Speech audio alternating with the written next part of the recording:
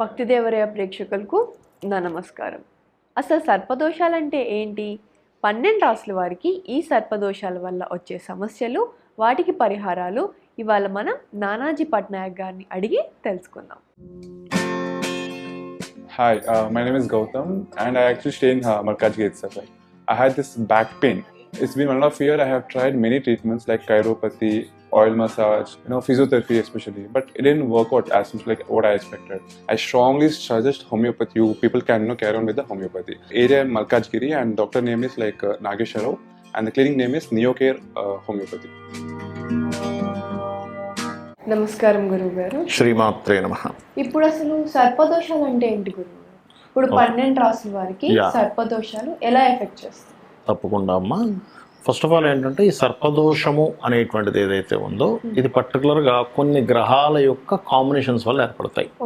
అంటే శని కేతు, అంటే శని రాసుల్లో కేతు ఉన్న, కేతు రాసుల్లో శని ఉన్న, కేతు రాసులు ఉండవు కాకపోతే కేతుతో కలిసి ఉన్న శని ఉన్న, అదేవిధంగా రవి రాహువు, శని కుజ, కుజ రాహువు, కుజుడు బుధుడు, ఇట్లా కొన్ని కాంబినేషన్స్ ఉన్నాయి సర్పదోషానికి. అవి ఒక్కొక్క లగ్నాన్ని బట్టి, ఒక్కొక్క రాశిని బట్టి, అండ్ అలాగే మనకి లగ్నం నుంచి ఉండేటువంటి భావాన్ని బట్టి, వాళ్ళకు ఉండే పోర్ట్ఫోలియోని బట్టి అది ఎఫెక్ట్ ఇస్తూ ఉంటుంది.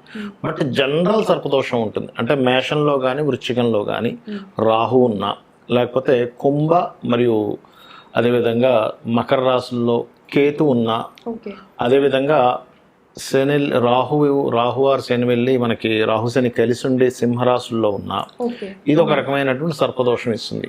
ఇది 12 లగ్నాల వాళ్ళకి ఆ 12 రాసుల వారికి డిఫరెంట్గా ఇస్తుంది దీని ఫలితం అనేటువంటిది.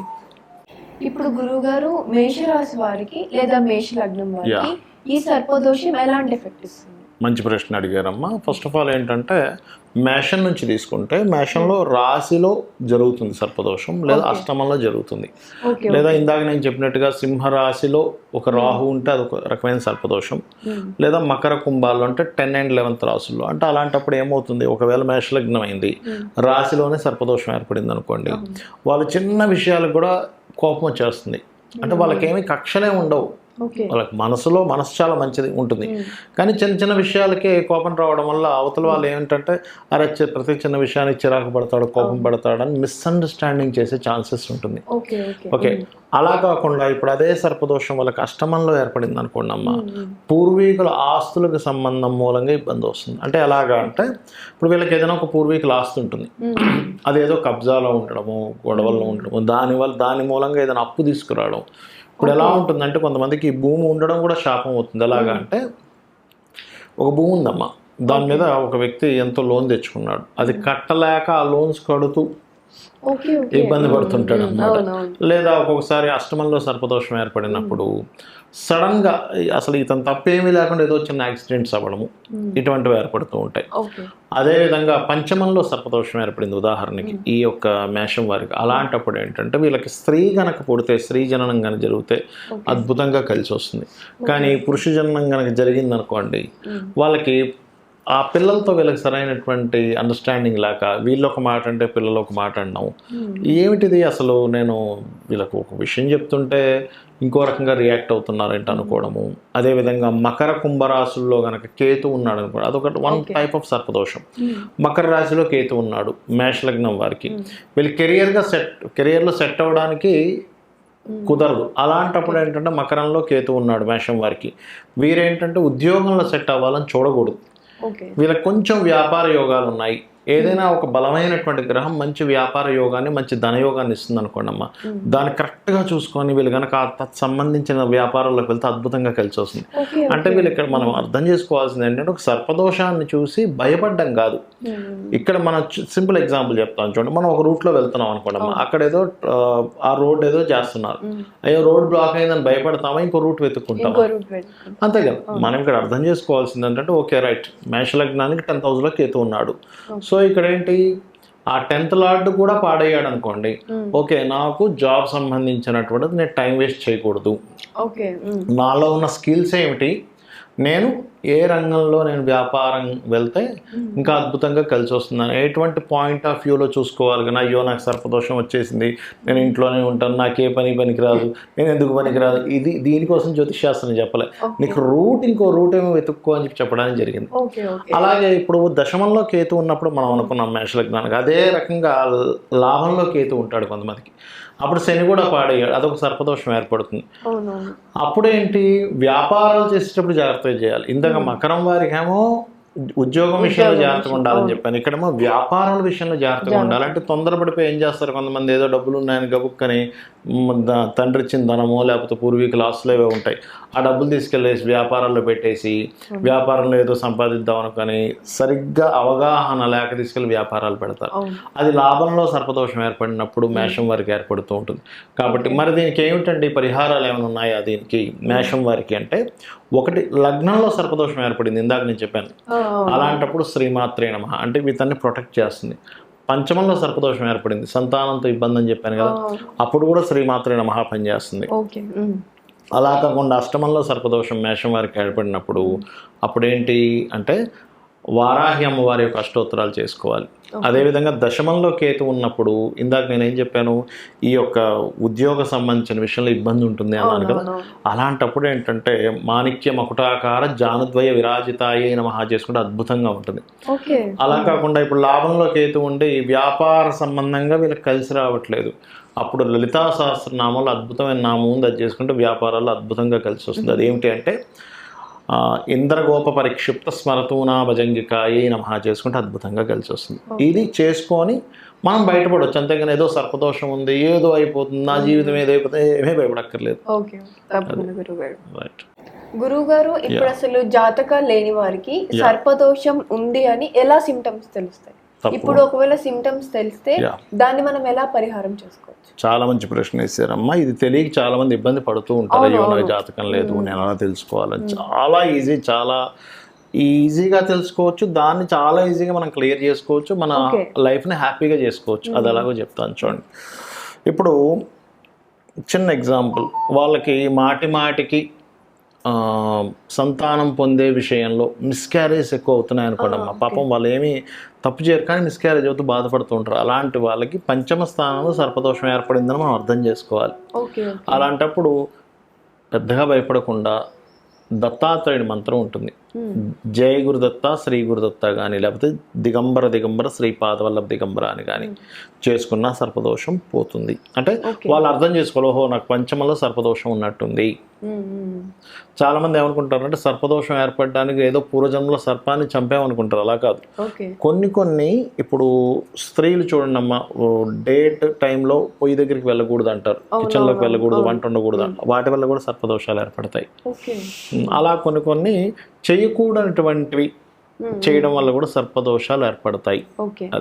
అయితే ఇక్కడ అదొకటి సిమ్టమ్. రెండవది ఏమిటి అంటే సెటిల్ అవ్వలేకపోతున్నాను సరిగ్గా లైఫ్లో. అంటే సింపుల్ మీరు అర్థం చేసుకోవాల్సింది ఏంటంటే, ఒకటి 10th లార్డ్ అయినా పాడై ఉంటాడు, దశమాధిపతి అయినా పాడై ఉంటాడు. దశమాధిపతి పాడైతే కొన్ని రోజులు మాత్రమే వాళ్ళు సెటిల్ అవ్వకుండా ఉంటారు, ఆఫ్టర్ దట్ సెటిల్ అయిపోతారు. కానీ సర్పదోషంలో కనుక ఏర్పడి మీకు దశమం పాడైంది అంటే అప్పుడు లైఫ్లో 40 years 45 years 50 years దాకా వచ్చేస్తుంటాయి కానీ సెటిల్ అవ్వరు. అది కెరియర్ పరంగా సెటిల్ అవ్వదంటే అర్థం చేసుకోలే, ఓకే నాకు ఈ సర్పదోషం ఉంది. దానికి శాస్త్రాల్లో చాలా స్పష్టంగా చెప్పింది ఏంటంటే, నువ్వు అమ్మవారిని నామం చేసుకుంటూ నీ ప్రయత్నం నువ్వు చేయి, ఏ సర్పదోషం ఉన్నా సరే క్లియర్ అయిపోతుంది. ఎందుకంటే మనకు దేవి భాగవతంలో చాలా స్పష్టంగా చెప్పబడింది, ఏమిటి మనం చేసే పాపకర్మల వల్ల ఇవి ఏర్పడతాయి. అవన్నీ అమ్మవారి భక్తులుగా మారి అమ్మవారిని కనుక మనం స్మరణ చేసుకుంటే అవి క్లియర్ అయిపోతాయి, మనం హ్యాపీగా ఉంటాం. దానికి చాలా సింపుల్గా సెటిల్ అవ్వట్లేదు, ఓం మాణిక్య మకుటాకార జానుద్వయ విరాజితాయే నమః లేదా ఓం శ్రీమాత శ్రీ మహారాజ్ని శ్రీమత్ సింహాసనేశ్వరి నమః. ఇది చేసుకొని నాకేంటి అమ్మవారు ఉంది, నాకేం భయం, సర్పదోషం ఉంటే ఏంటి, ఏ దోషం ఉంటే ఏంటి అనుకొని మనం కనుక ముందుకు వెళ్ళగలిగితే సూపర్గా కలిసి వస్తుంది. గుర్తుపెట్టుకోండి. అలా సెటిల్ అవ్వకపోవడం, లేకపోతే అతను లైఫ్లో నేను చూశాను కొంతమందికి దాదాపు ఒక 20 ఏళ్ళ వయసు నుంచి అతను వ్యాపారాలు చేయడం మొదలు పెడతాడు. ఒకటి కాదు, రెండు కాదు, ఎన్ని వ్యాపారాలు చేస్తారు. ప్రతి 3 నెలలకి, ప్రతి 6 నెలలకి, ప్రతి సంవత్సరం ఒక వ్యాపారం చేస్తుంటారు. ఏ వ్యాపారం కలిసి రాదు. అది కూడా సర్పదోషానికి ఒక సిమ్టమ్. అప్పుడు ఏంటంటే పర్టికులర్గా ఇంద్రగోప పరిక్షిప్త స్మరతూనా భజంగికాయే నమః. మరి కొంతమందికి ఎప్పుడు ఏదో ఒక పెయిన్ఫుల్గా ఉంటుందమ్మా వాళ్ళకి లైఫ్లో, ఎప్పుడు చిన్నప్పటి నుంచి నాకు ఎప్పుడు ఏదో బాధేనండి అంటూ ఉంటారు. అలాంటప్పుడు ఏమిటంటే ఓం మధుసూదనాయ నమః అనుకోవాలి. మీరు గమనించవచ్చు, ఎవరికైనా బాగా పెయిన్ఫుల్గా ఉందండి నా లైఫ్లో ఎప్పుడు అనుకున్నప్పుడు వాళ్ళని చెప్పాలి, ఏమంటే మీరు మధుసూదనాయ నమః అనుకోండి అనగానే తెలియకుండానే వాళ్ళకి ఆనందం వస్తుందమ్మా. పెయిన్ఫుల్ ఉన్నా, లేకపోతే కొంతమందికి ప్రతిదానికి భయపడుతూ ఉంటారు, అధైర్యంగా ఉంటారు, ప్రతిదీ భయపడుతున్నారంటే వాళ్ళు కూడా ఏదో సర్పదోషం ఉంది. అంటే ఏమిటి, భయం వేస్తూ ఉంది. సర్పం యొక్క లక్షణం ఏంటి, అది అలర్ట్గా ఉంటుంది ఎప్పుడేమవుతుందో అని. సర్పాన్ని చూసినా మనకు భయం వేస్తూ ఉంటుంది కదా. అవునవును.